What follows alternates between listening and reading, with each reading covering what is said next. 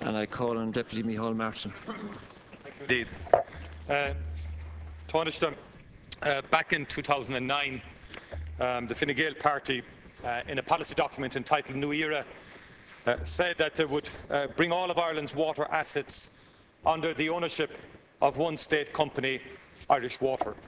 And their document goes on in very considerable detail how this would be a super lean and efficient operation Irish Water would be in terms of organising the Irish water supply. And yesterday we saw and we've read that the Fine Gael deputies are now very angry with the utility that they conceived of and how it's turned out. And I understand that the Labour Party had a meeting with Irish Water 2 weeks ago.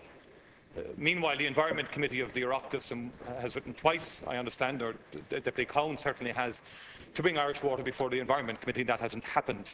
But the basic point I want to put to you is that I asked the Taoiseach a question yesterday in the House. What did he believe the net revenue estimate would be as a result of the imposition of water charges for domestic users now? What did he feel the government would get in revenue net? And he couldn't answer me. Now, we've done our own calculations and we looked at parliamentary questions from Alan Kelly, which has come back, and he estimated that there would be gross revenue of 300 million from domestic charges.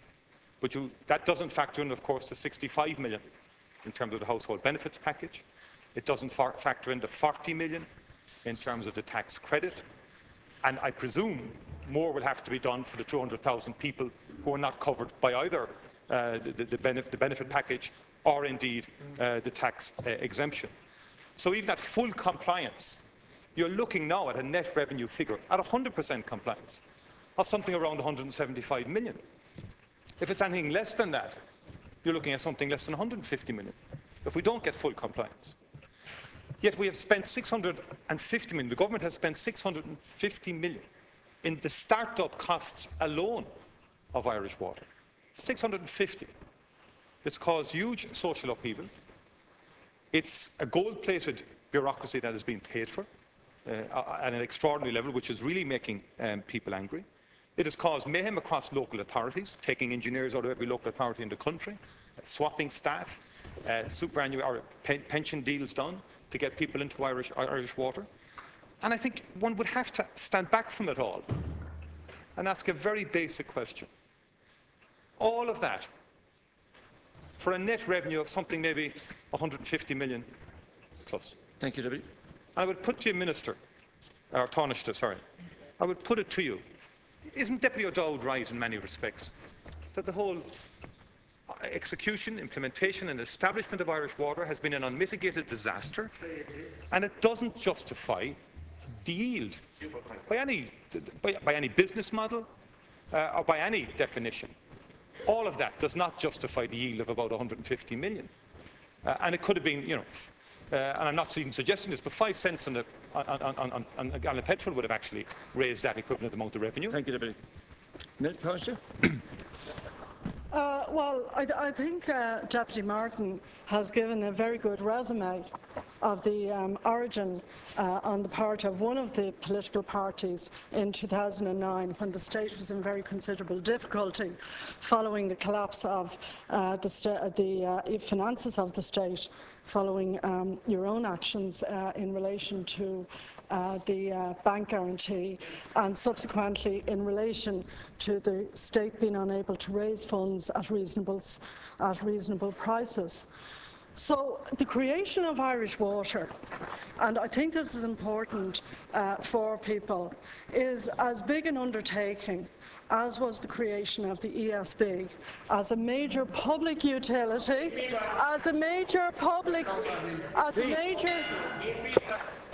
Sorry, no, please, no. Deputy.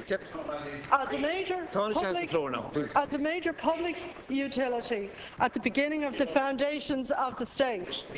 And what we want from Irish Water as a publicly owned water service, which is in state ownership and will stay in state ownership, and that in the context of some of the advice that was being received internationally by the people in the opposition opposite me is a significant achievement, will allow for an investment in the next couple of years of firstly 1.7 billion, which will be in a vehicle of a public utility owned by the state, which, like the ESB, will be able to raise money internationally.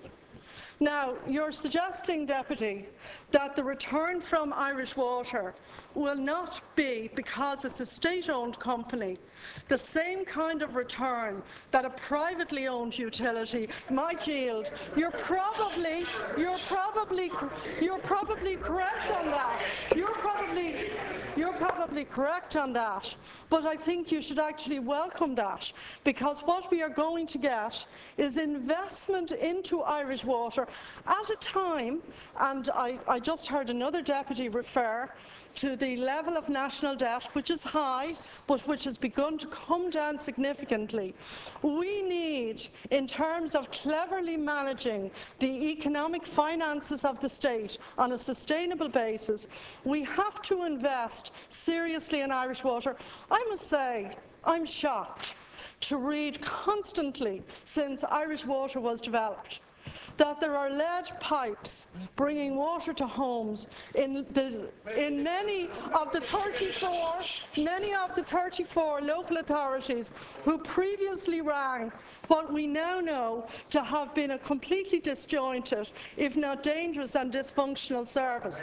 That is going to be replaced.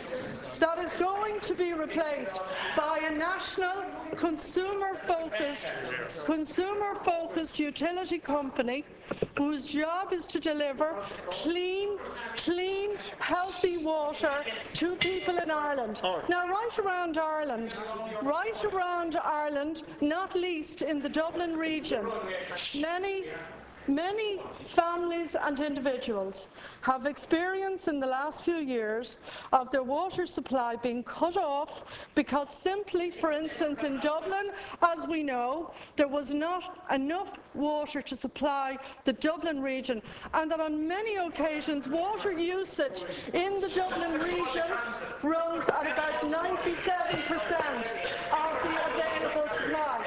Now, the deputies... Leader's question, please. If you want, there was a question asked, and Tánaiste wants to reply. Please.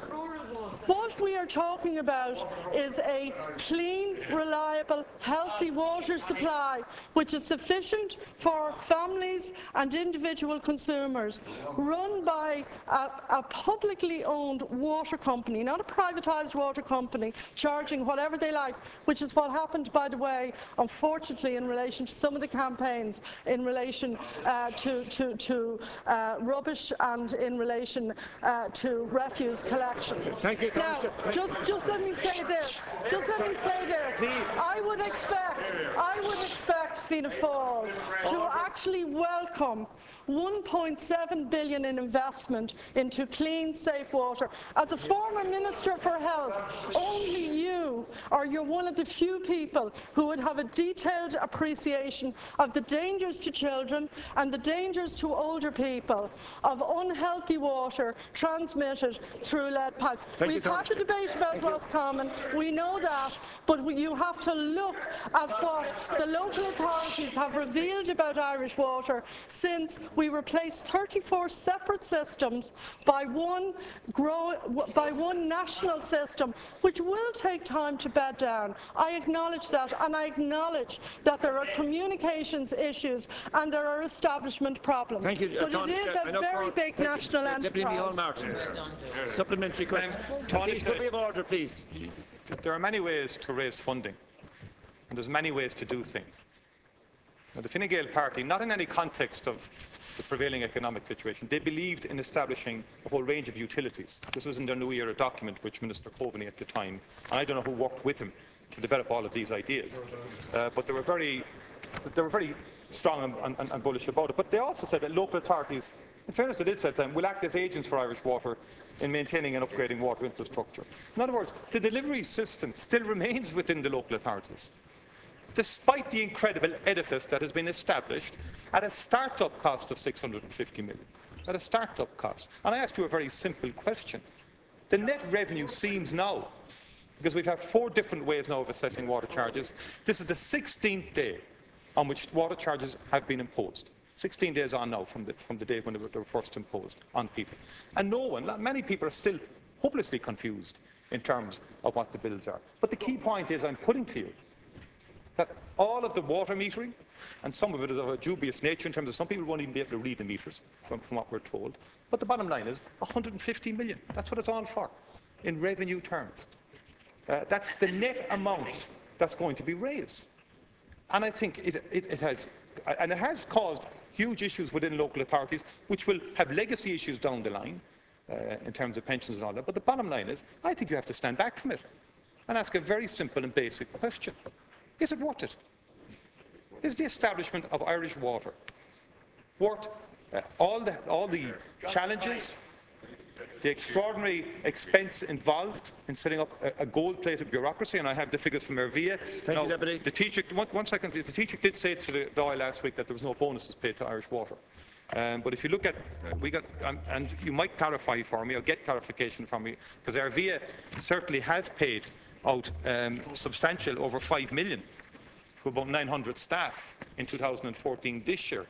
Last year they had 500 staff in the books. But I need clarification whether that includes personnel within Irish Water or not. You may not have that at your disposal this morning. Thank you, Deputy. Undertake to get that from me.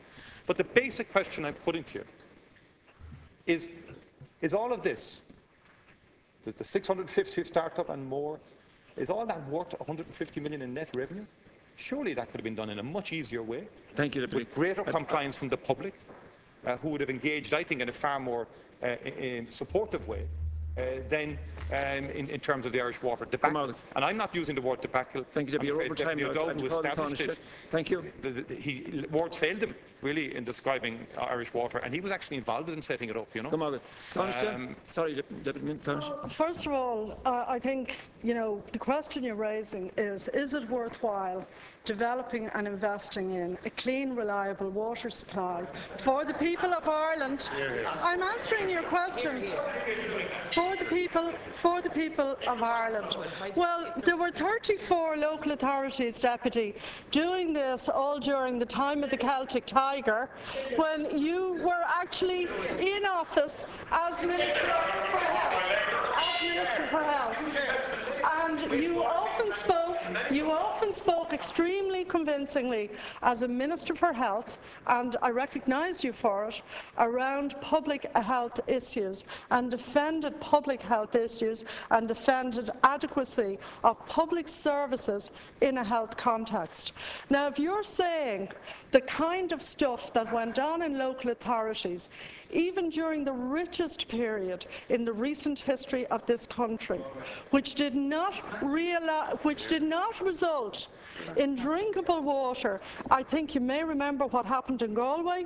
You couldn't visit, almost when you went onto the borders of Galway, people in every kind of business, if you recall, were handing you bottles of water because the water was undrinkable. So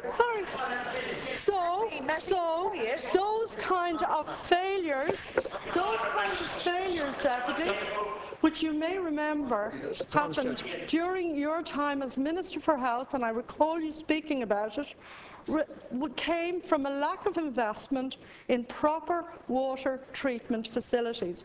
I think one of the most difficult things about this whole issue for people in Ireland is we know we have so much rain. How is it then that we have the kind of chaos that happened in Galway, with almost the total destruction of, at the time, tourism and commerce? And you must remember that, because your party came in here and answered very, very concerned and worried questions at the time. So what I'm saying to you is that if you want to take a responsible view of politics, the health of citizens, adequacy of water supply and adequacy of water for further investment into the country is essential. Thank you, I'm saying to you that the best way to do that is to do it not through 34 local authorities, which failed, but to do it through a single, modern, consumer-focused utility, which is not gold-plated,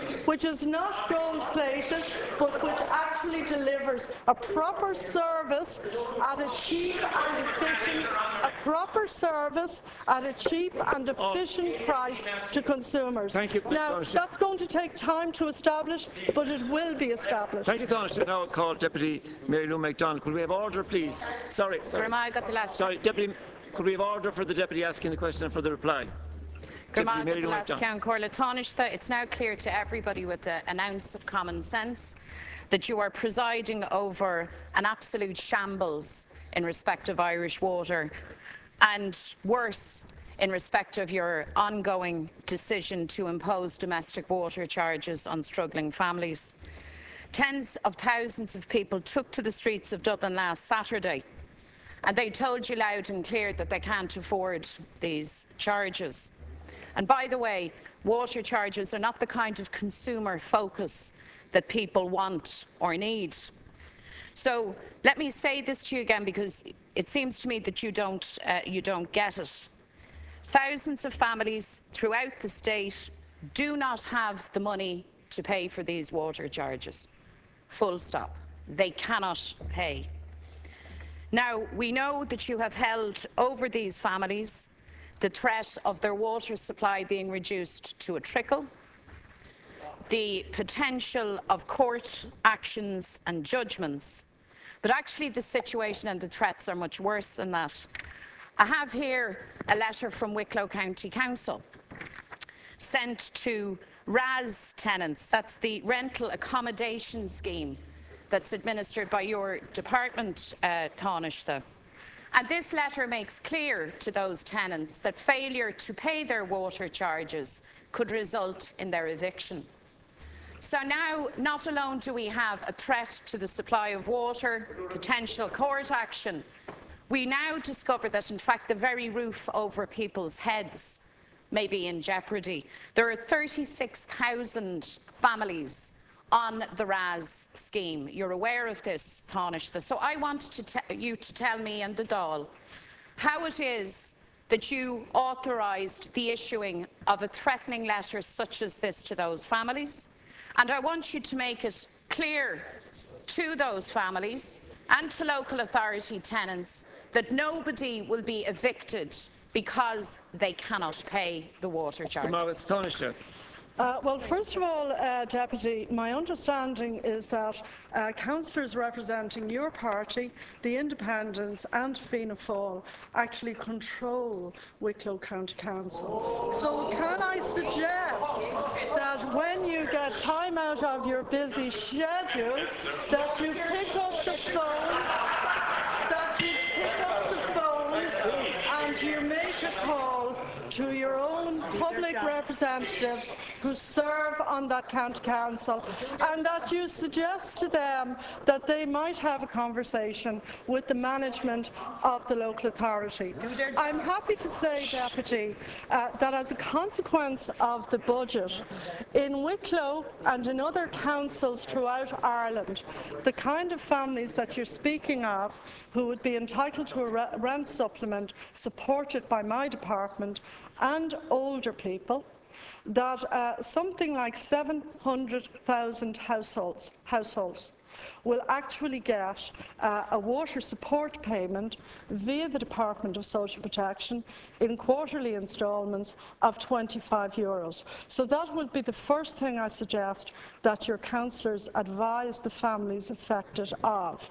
Secondly, as you will have heard from the Taoiseach, the water payments have been capped, and that in fact the maximum payments that people will pay in the situation that you're describing will be severely limited. If people are at work, there will of course be, and Michael Noonan will explain this in detail when the finance bill is debated in the House. So in fact a considerable support structure has been put in. You just heard the Fianna Fáil leader question whether that support structure was worthwhile. I actually do think that support structure, which, as he said, costs somewhere up to €100 million is worthwhile. I do think it's worthwhile because I think the goal of having a safe, clean water system for our population, including the people who are on low incomes in RAS properties and in local authority properties in County Wicklow, where many of them are represented by your councillors, I do think it is important that they would have a clean, reliable supply of water.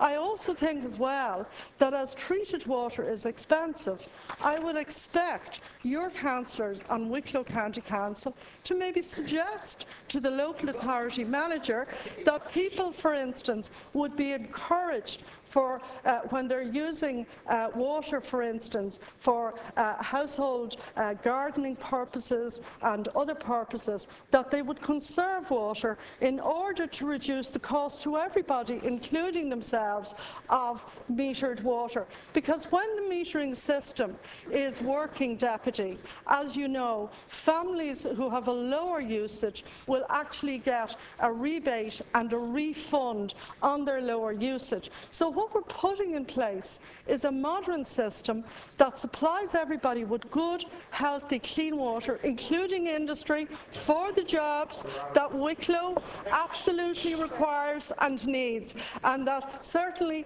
in all my dealings with Wicklow down the years is a key thing to develop in the county, not to mention agriculture, not to mention the people, by the way, in Wicklow on group water schemes who pay for their water already, but again, who need high assurances in relation to the quality of that water. So, you know, I think pick up the phone and just talk to them today and ask them to talk to their manager. Thank you, I'm shocked that they would permit. I am shocked.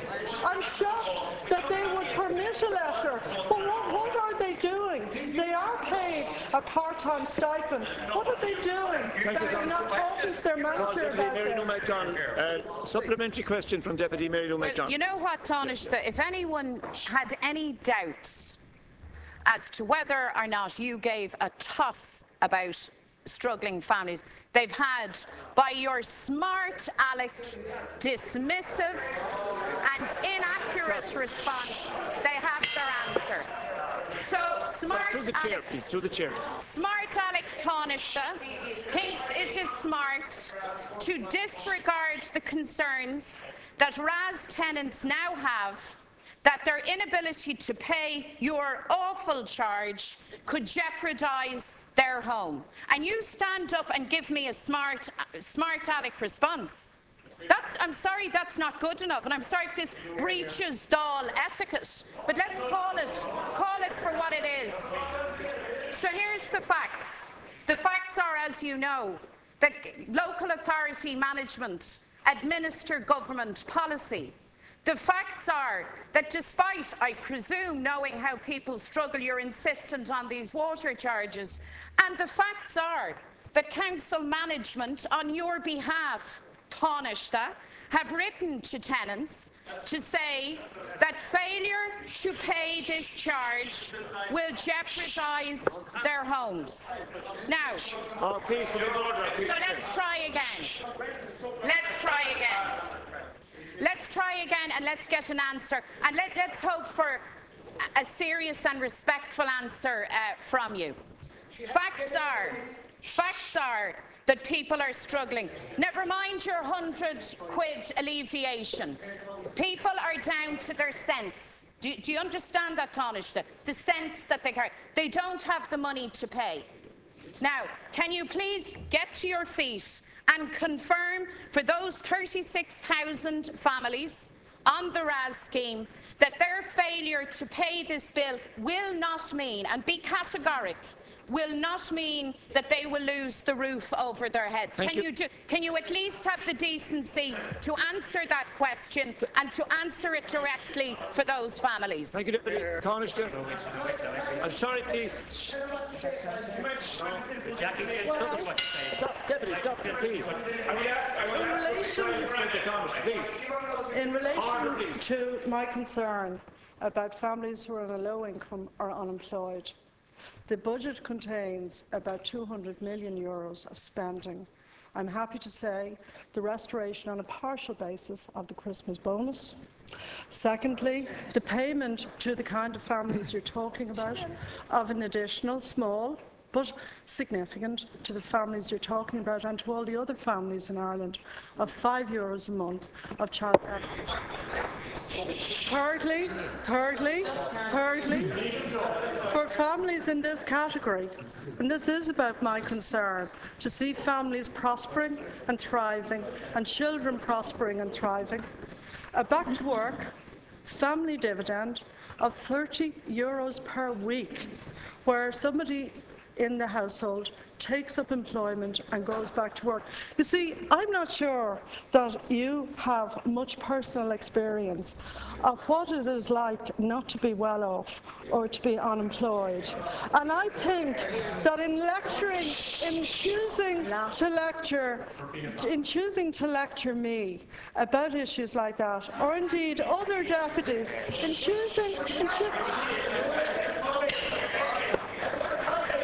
Sorry.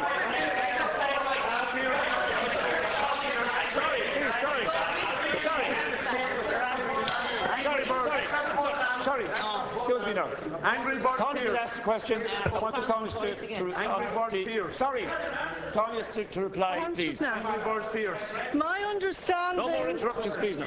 My understanding, and maybe Deputy Doherty would be able to clarify this for us, my understanding, to be more explicit, is that the chairperson of the Housing SPC in Wicklow is a representative of your party. Now,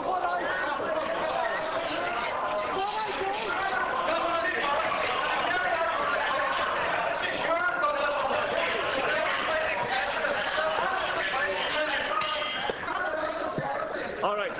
and my understanding,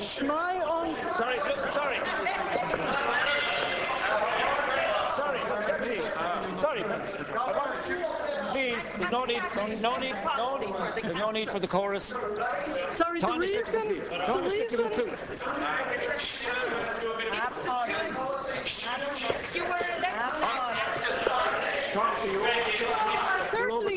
I certainly know, in fairness to Sinn Féin, that in the north you have taken on responsibilities and you have included.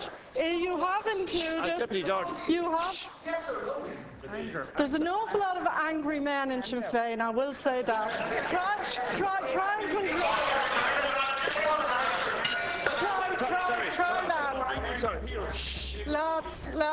Try and control. Lads, try and control it.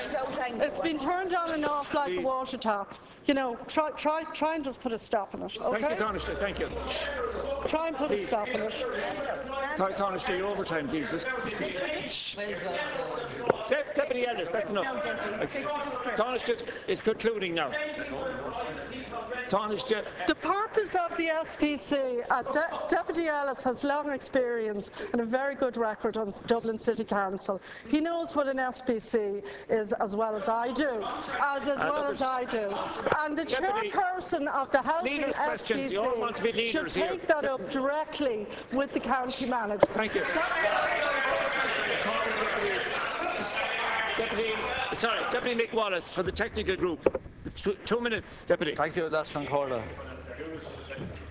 Tánaiste, you expressed some horror there and finding out about lead pipes and water going through them. Well, I can assure you that when all the water meters are in place, most of those lead pipes are still going to be in place. Now, I want to discuss housing, Tánaiste, which I think is an incredibly big problem for this country in many, many ways. Poor people live in poor areas. Poor housing policy intensifies social and economic disadvantage. We have problems at planning. It has been market and developer-led for a long time. There's a shadow planning system, and the big players play by a different set of rules within it.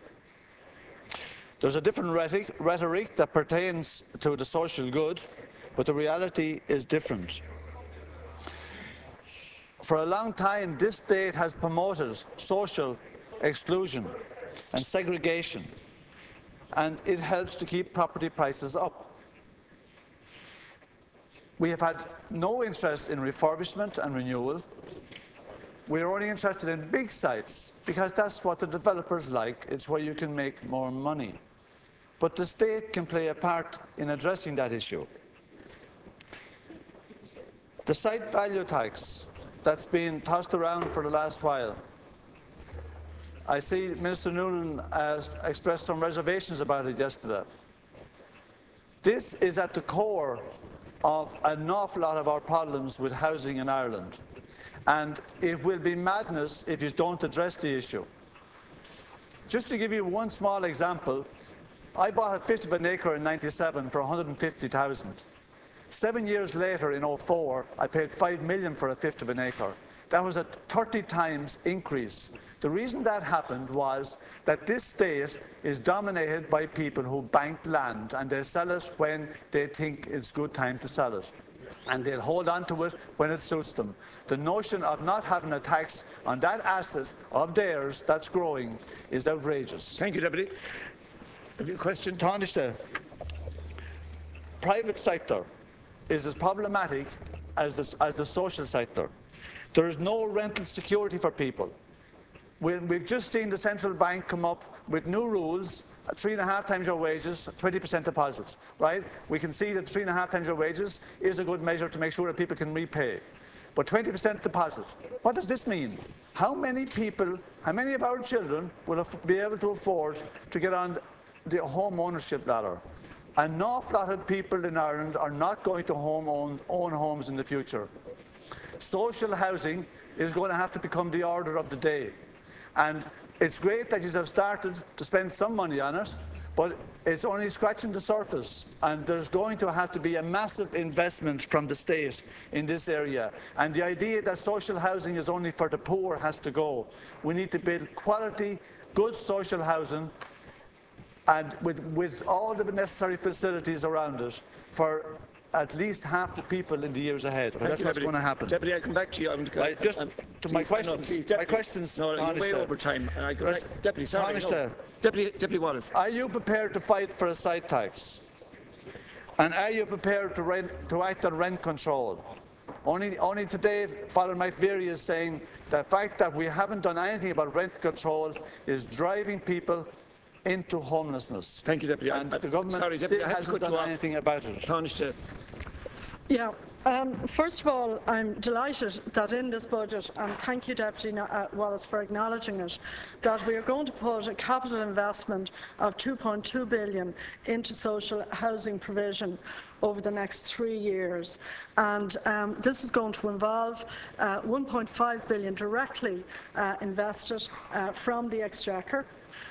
Secondly, public-private partnerships and off-balance sheet vehicles to get about another $400 million in, built by 2017. And thirdly, then, an off-balance sheet financial vehicle to provide another $400 million from 2015 onwards towards approved housing bodies, which, as you know, there are quite a lot of them in Wexford, which have provided good social housing for people, very often with specific needs and requirements, or people who are older. Now, I have seen commentators from every spectrum following the budget actually saying that they very strongly welcome this. I think it is the way to go. In relation to the central bank and the consultation, the central bank's independent, I want to stress that. Part of the reason for the crash in the building industry was obviously driven by tax breaks in relation to investment in property. And you've seen more than most of us of the ups and downs of the property game, and a lot of people who worked hard lose everything. And I think we're all aware of that. But we do have to learn from that lesson. And it is, I think, important to have prudential regulation in Ireland, which we didn't have at the height of the period of the boom. And like all booms, the behaviour then was irresistible. It was only when it was crashed that people could look back and say, we didn't do it right. So what the central bank is proposing, the income limit, personally, I would say is very reasonable. On the issue of the deposit, I've heard a lot of organisations and individuals make comments querying that. Now, it's a public consultation process, so it is open to every member, party and group in the House to put forward their views on this to the Central Bank. And I do actually think it's important, outside of party politics, that people would actually give the Central Bank the benefit of their views, their expertise in the area. And, you know, I strongly recommend that you do that. But I strongly support the development of social housing. I agree with you. We don't want to go back to the enormous local authority estates of, say, 650 in my own constituency, 2,500 local authority houses. They're very good quality houses, often better because they were built and supervised by local authorities, often better, actually, than some of the stuff that was put up at the height of the boom. But we want to see mixed housing, people of all incomes and all ages being able to live in their own town, their own city, in appropriate and good quality housing that in particular is well insulated and takes into account the climate change factors that the planet faces, that we have warm homes and we've insulated homes. And again, we've provided significantly for that since we actually came into government. In relation to the proposals on rent controls, I myself and the Labour Party, we have been examining this. I myself was brought up in a rented home. I'm not sure how many people in the Dáil would have actually been brought up in rented accommodation. I was, and it's a very good way of providing homes for families. But families do need security of tenure, and traditionally in Ireland, people want, ultimately, they've wanted it for a very long time, to be able, in a lot of cases, to own their own property. And I think young people, young couples who are working, who are raising a family, being able to own a house, I think it's something that a lot of families desire, and I think it's a good thing. But I think there should be models available.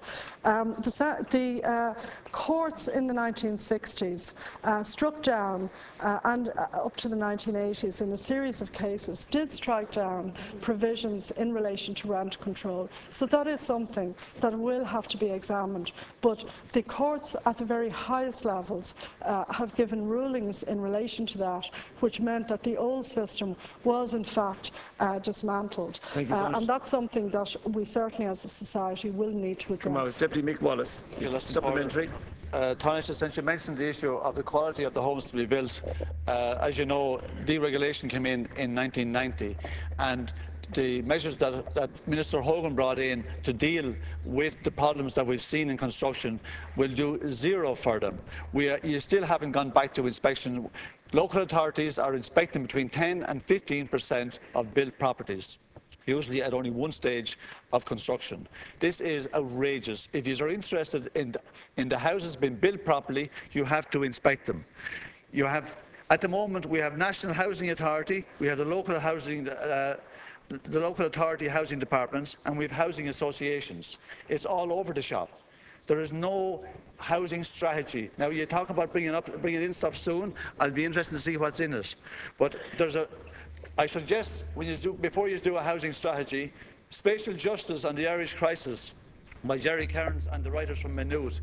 And they point out the fact, I mean, apart from what has added to our problems is how the NAMA and the banks have behaved, throwing large quantities of stock on the market to be bought by investment funds for half their value. But that's what's happened. I've said it before, but people, they have sold apartments for 100,000 that ye will not build for 200. And why you didn't buy them yourselves, I don't know. But NAMA have behaved like a secret organisation. They're not open to FOI.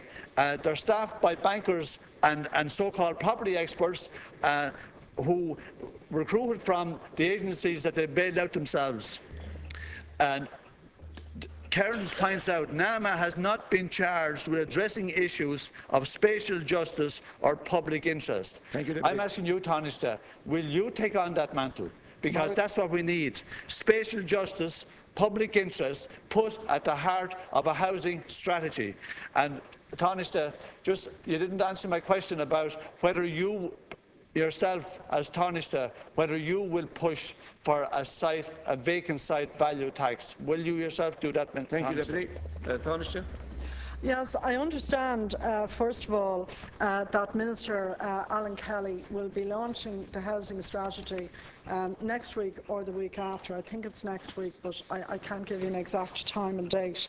And I think that will be very significant, the launch of a major policy document and a major policy on social housing and on other housing. The second thing is that you're asking me in relation to vacant sites. Minister Noonan has said that he's examining that. Now, I'll talk to him and come back to you, but you asked a lot of very detailed questions there about different, very specific elements of housing regulation. My understanding is that Minister Kelly is having a look at anything which, if you like, impedes the ordinary work of people involved in construction, building good quality housing and building good quality units. So again, I'll ask Minister Kelly to come back to you specifically on that. I know it's an area that has been of some concern. On the other hand, rather like the central bank, you do need a proper system of regulation and inspection. I mean, somebody who's either buying a house or renting a house, as you know yourself, they've no control in any serious way over the building project. They are relying on the planning laws. They are relying on the inspection and powers of the local authority to, in a way, be their guardians in relation to the building. I hope again that not just the local authorities, but indeed the construction industry have learned from the lessons of the collapse, and that they will be committed to building on a quality basis, and that they won't end up, leaving people in very, very difficult situations that I've seen, where the quality of the building and the quality of insulation, the quality of noise insulation, say, in apartments has been extremely poor. So I'll talk to Minister Kelly. Perhaps it's also something you might put down in terms of PQs, particularly for the oral PQs, and have a more detailed discussion with Minister Kelly. But it is a very important social issue for all of Ireland, that people have homes and that people can bring up their children in homes that they can either rent on terms that they can afford to pay for, but that they will have, it's one of the oldest slogans in Irish politics is around security of tenure. And when it comes to housing, that's an old slogan, but it is an important slogan. And the public purse, Deputy, is the way to properly provide for social housing. And that's why, Deputy, and I know a lot of deputies, and some of them are present here, very opposed to any kind of taxation. They want to say to people, there is no need for any taxation, but you can have all the services you want. You can't actually have quality public housing without having sound economy and a structure of finances that allows you to invest. A little bit like the last discussion that we had. It's not possible to say that you can have no taxation, no charges in a country, and yet you can have the finest of services. It just doesn't work like that. That concludes the